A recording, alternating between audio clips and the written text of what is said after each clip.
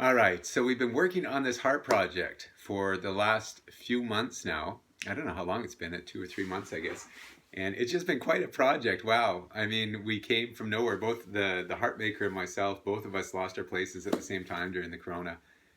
We both just kind of scattered. His equipment went somewhere, and I went somewhere, and he went somewhere. I lost track of him altogether because he doesn't have any phone or anything. And somehow during the quarantine, we just kind of connected back up, and I came to a certain spot just by coincidence, and I started living here. And his tools for making the harps were coincidentally here in the storage, and he coincidentally just moved to a place about a block from me. So during the quarantine, we were all here. Everything was right here where we needed it. So we started making them, and it's just been quite a journey to make these harps. Uh, we had a few lockdowns in the middle. We had a lot of things that we just couldn't get in Israel, and we had to order from the States. And with all of the shipping and the lockdowns and everything, it was just taking forever.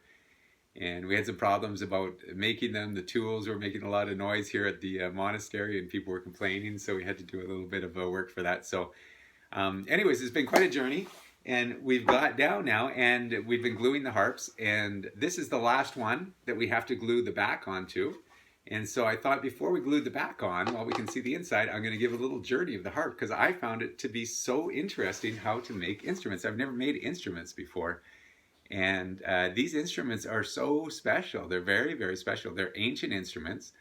They're based on King David's harp, the 10-string harp from the Bible. And these are one of the only instruments that were mentioned in the Bible. And it's mentioned numerous times, these harps. And from making the harps, I started to realize that the harps were one of the first instruments that we had. And from the harp came many different things, the harpsichord and then the pianos and what have you. And they all grew from adaptations to kind of the harp. The harp was one of the first instruments. So here we are making these harps. And the idea behind making these harps was to make them as simple as possible and to make them sound as good as possible. And from the last few months, just looking at these different harps and seeing different harp makers, there's quite a few. There's not a lot, but there's a few people that make harps, and most people make harps for the beauty of the harp. Unless you get into very large, elaborate harps, and I mean, you need a car to carry these things around. But for the most part, people don't really make them for sound. So this is one of the only harps that are made for sound. And these harps are made for sound in a certain way that they are not tuned the same as other instruments.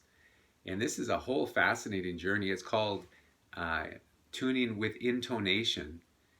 And this intonation tuning is the original tuning. It came about, it was some of the first tunings, and it was a tuning in the way that all of the strings and all of the sounds would resonate together.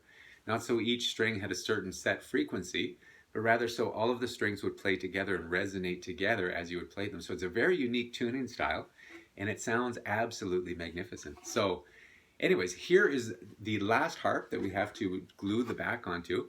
And so how we started with these things, I mean, they were all handmade. The harp maker had a lot of the parts already cut when he came here. So we had to cut some parts and start assembling them.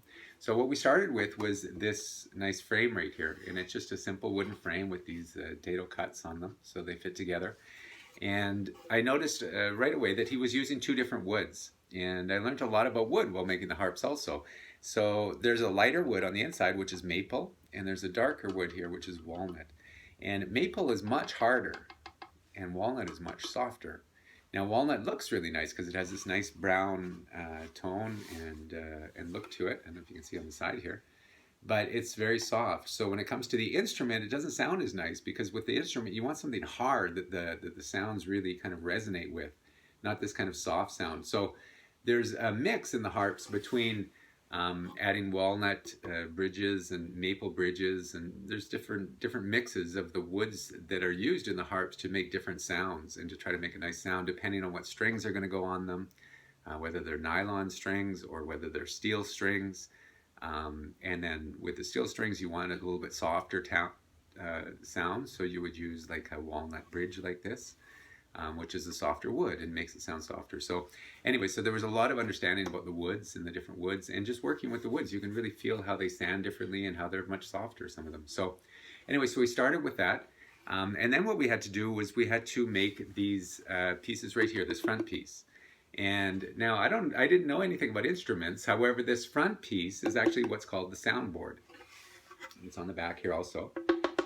And this soundboard is the main part of the whole instrument. This soundboard is the specific board that resonates all of the sound. So the soundboard, a lot of work is put into the soundboard. And the soundboard is a very special wood. It's super hard. It's made for aircraft.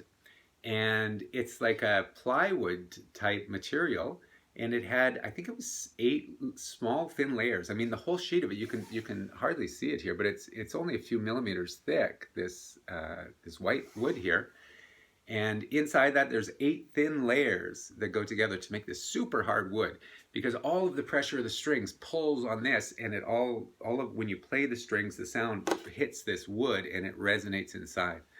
So this wood has to be super hard, and it's very, very thin. And to make the soundboard, it's not just gluing this wood on, it's actually shaping the soundboard. So the soundboard, we took it and it has 8 layers. In certain spots, we would cut off 1 layer, 2 layers, 3 layers of this thin layer. So we were routing just like the thickness of a hair, or like a few human hairs, just to shape the soundboard just perfect so it comes up. And then we would add, and we glued on pieces here in the center to build it up again, and then to bring it back down. And it creates almost like a wave pattern inside. And the wave pattern is based on a Fibonacci sequence, if any of you know that. And the idea is to make the sound kind of resonate out. So we built these soundboards, which were quite a bit of work gluing and cutting and just shaping them just right. And then we glued them onto the front, which was a whole nother project, glued them onto the frame that we built.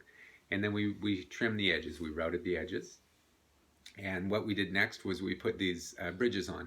And the bridges are the most important part, and it's the part where all of the stress of the whole instrument goes onto, because all of the strings pull through this bridge, and there's a lot of stress on this thing, so they're very apt to break. So we put these little plugs in, and we actually put a little bolt in. I don't know if you can see it here. And then we covered the bolt from the outside so you can't see it. And the bolt is used to just hold this bridge down, because the weight or the pull of the string, it's just too much weight for anything else. It needs to be bolted down, otherwise these bridges fall off. And they're very important parts.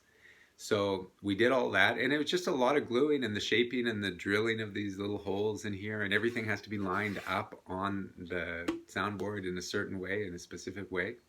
So anyways, it's been a real project, and it's been so exciting, and I'm getting so excited to try one of these harps. It's been like 3 months and I haven't played one yet.